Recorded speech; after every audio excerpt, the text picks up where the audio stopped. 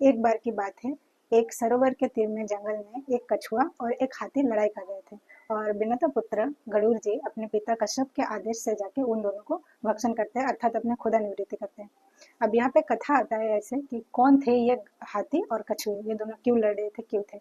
अब एक बात मेरे नानी ने कही थी कि महाभारत में सब कुछ है जो इस संसार में घटित होता है। जो कुछ भी आप ले सकते हो, यहाँ से आप शिक्षा ले सकते हो, चाहे भला हो चाहे बुरा हो, जैसा भी हो, हर तरीके की चीजें मौजूद है। जब आप पढ़ोगे तब आप देखने को मिलेगा कि इतना वेराइटीज कोई राइटर कैसे इतना सुंदर लिख सकता है। एक के बाद एक प्याज के लेयर के जैसा आप छुड़ाते जाओ, एक के बाद एक अच्छा और अच्छा और अच्छा, ऐसे ऐसे कहानियों का प्रस्तुत होने लगता है। मतलब इतना सुंदर साहित्य और शायद कुछ नहीं, इसीलिए तो ये हमारा महाकाव्य है।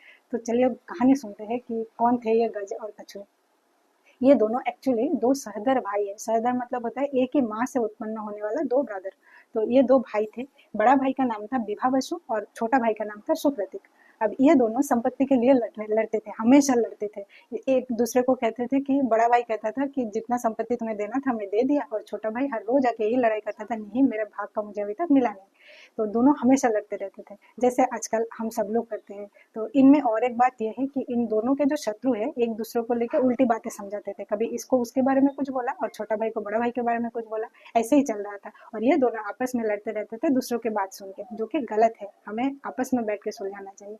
ऐसे ही लड़ रहे थे, लड़ते लड़ते एक दिन बड़ा भाई को छोटा भाई शाप दे देता है और छोटा भाई को बड़ा भाई श्राप दे देता है। क्या श्राप दिया था?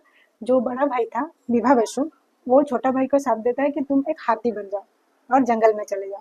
और छोटा भाई बड़ा भाई को श्राप देता है तुम कछुए बन जाओ और पानी में चले जाओ। अब इन दोनों ही अपने वचन का इतना पक्के थे और दोनों मुनि पुत्र थे, मतलब तेजस्वी थे, अपने तपोबल से दोनों ही बलियान थे। तो एक दूसरे के बात सच हो जाता है और वो दोनों ऐसे ही जंगल चले जाता है एक, और एक चले जाता है नदी में, मतलब सरोवर में।